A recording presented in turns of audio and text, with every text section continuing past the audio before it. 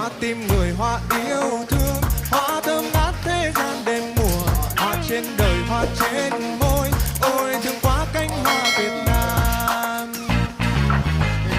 Nắng lên đi, nắng lên đi, nắng lên hồng nụ cười quê em, nắng lên đi, nắng lên đi, nắng lên hồng ruộng mã xanh tươi.